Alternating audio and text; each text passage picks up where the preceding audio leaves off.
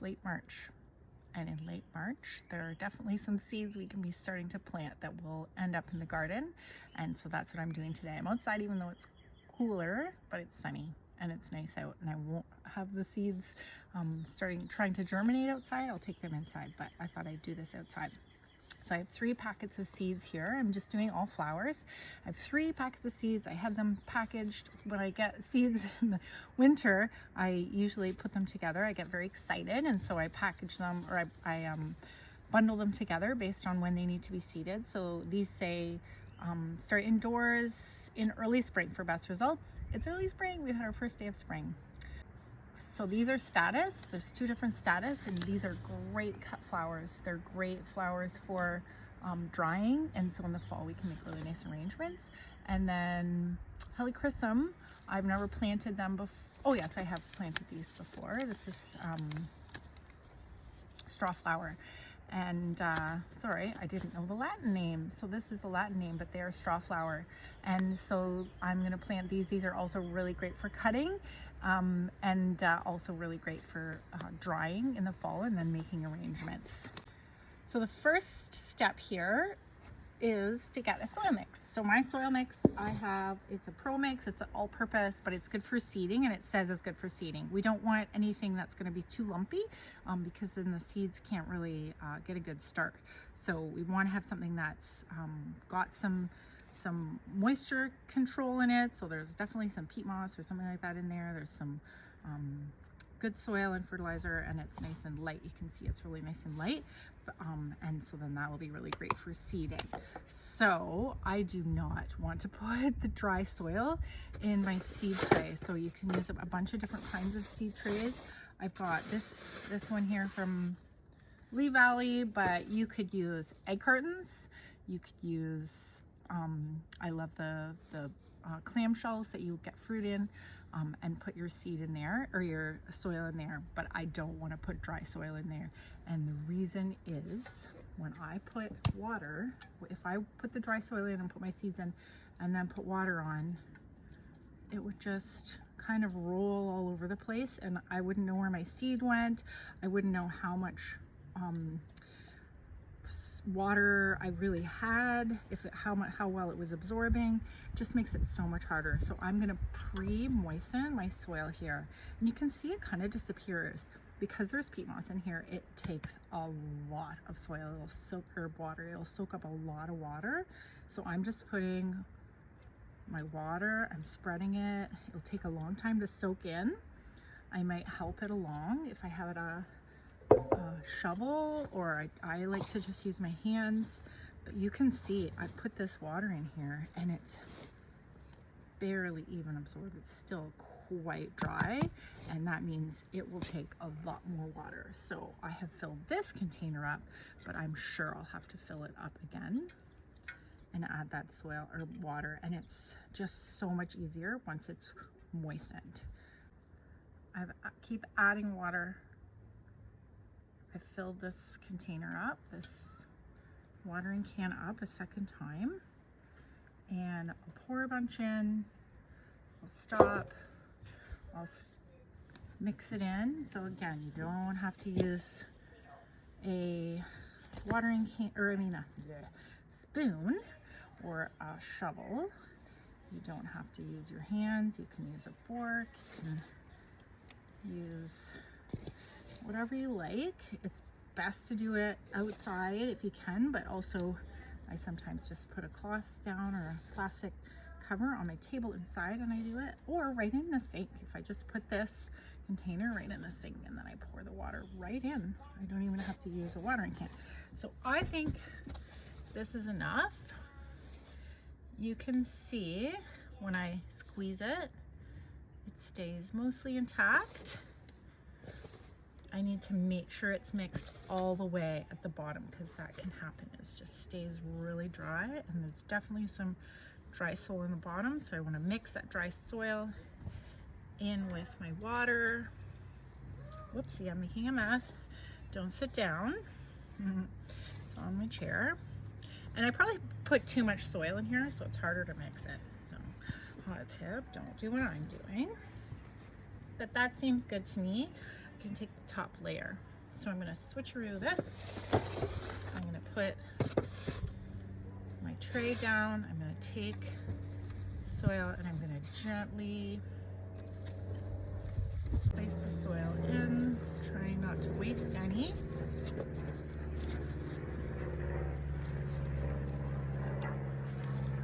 And placing that in until I've got them all filled to the top. Now, we want to maximize the soil that's in here for a couple reasons. One of them because the more soil, then the more fertilizer they have, the longer we can have them in before they start to need some kind of fertilizer to keep them going. But then also the water retention. The more soil there is in here, then the less times they'll need water. So it doesn't matter so much for this because this is self-watering. But I'm going to just press these in so that there's an even amount of water. And you can see I'm just kind of poking my fingers. Some of this poking will reveal that it's pretty airy. And then I just go back over it again and add a little bit more water or soil. I keep saying soil for water and water for soil. Okay, now I don't want it overfilled because I enjoy, well, we need to cover up the seeds. Once we have the seeds in, I don't like pushing the seeds in. And that's for a couple reasons, because we usually use smaller seeds. We don't want those seeds, once they start germinating, we don't want that germinated seed to have to travel too far. It needs to be in the dark until it starts germinating. And once it starts germinating, it travels towards the light. We don't want to have to travel too far and then get tired and run out of steam and don't ever make it to the light. So if it's too far down, if we pushed it in too far down, that's a risk. So what I usually, the other thing is when if I push it in, then I can lose track. I get distracted. I don't know which squares have seeds in them. If I place the seeds on top, then I can see what tray's been, or what hole's been seeded, and then I can cover it up. You can cover it up with soil again. You want to make sure it is covered. But I also have vermiculite, which I really prefer, especially if you're not using these self-watering. These self-watering trays are amazing, but they are expensive. So they hold water in underneath tray. There's water in the tray, but under here eventually, and then there's this wool wicking mat that sucks up the water from the bottom tray and then keeps the mat wet. And then you don't have to water it nearly as much. This is great if you're in a classroom or a place where it's sunny and it dries out fast. If you're not going to do a great job at watering or monitoring the watering, or if you're away on the weekends. So that's I took one to my daughter's classroom, and it's ideal because it can take a couple of days in a warm room, and it's totally fine. It's not going to need water during that time. So if I put vermiculite on top, vermiculite is you'll see it. It's a kind of like a spongy mineral, and it will soak up the water. So it holds the water on top. It distributes that water. It holds the water and is a nice wet layer on top, and it prevents any uneven moisture. So if you're not using this self-watering mat, then it's a really nice option to have the vermiculite on top, just to keep it dark and moist, and then you just get a little bit more wiggle room with your watering. It's a nice sponge. It absorbs if there's too much water, and then it distributes water when there's maybe not as much water in the soil. Okay, I got the egg cartons here. You can add soil into your egg cartons, or like I said, you could use this fruit clamshell, they call them. They're great because they hold lots of soil. There's holes in the bottom. Just need to put them on a tray. It's a nice little greenhouse, so it keeps it from evaporating, the water from evaporating at first. And then these are so great because you can just rip them off and they'll compost, or you can put them right into the soil.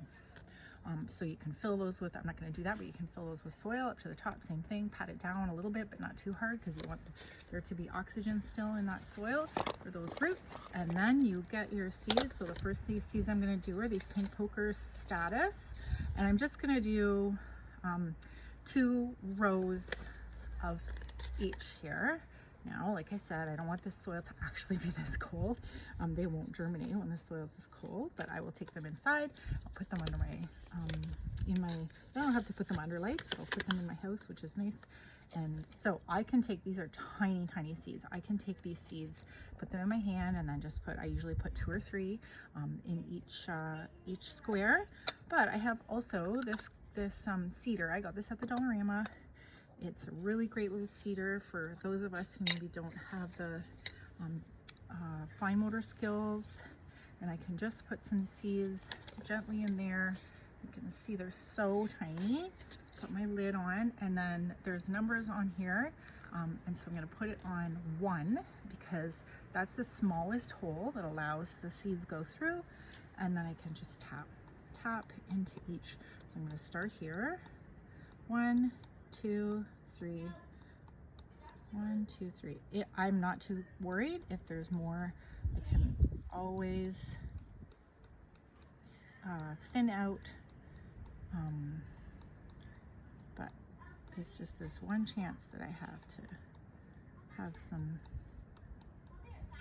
status that will actually be ready. Now I just did 3 rows without thinking about it, so that's what I'm doing then. I'm doing 3 rows of the pink status. I have so many seeds left, which means I get to have them year after year. I'm going to pour these back in so that they don't come out in my next seeding. And I'm going to label. I am someone who forgets. I think I might not forget, but I will. And so I've got just a popsicle stick here. I've got a marker. You can use a pencil. And I'm going to put pink poker status.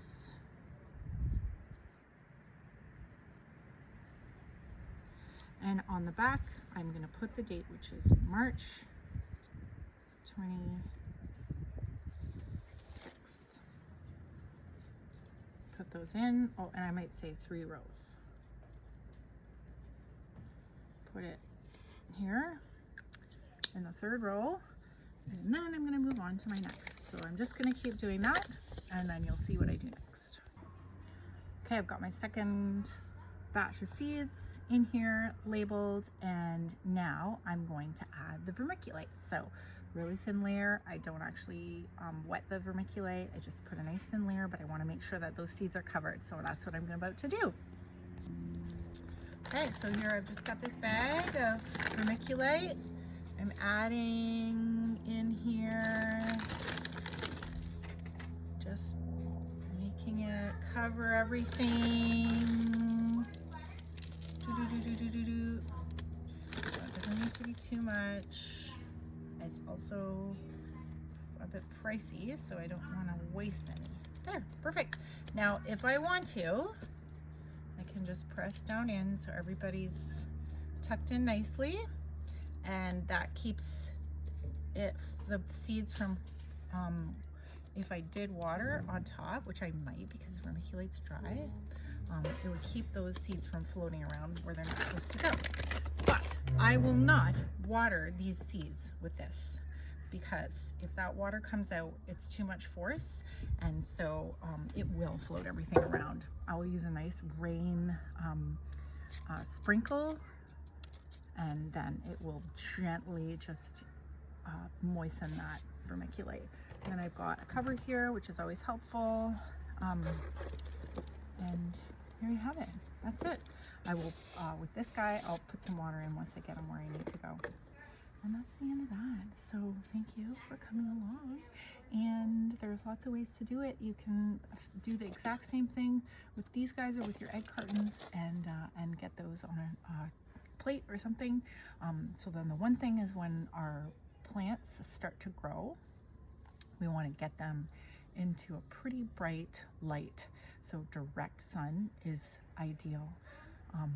Even if they're in direct sun, you're going to see them get leggy. People always wonder why they get leggy, and that's just why. If you have, and they're pretty cheap now, a grow light, or like just a lamp, or even a bulb that you can put, you want to have that really, really close to the top. So I usually have that light as close as I can. Once they start coming up, I have that light as close as I can so that they don't get long necks, they don't get leggy, and they have a nice, strong, sturdy stem.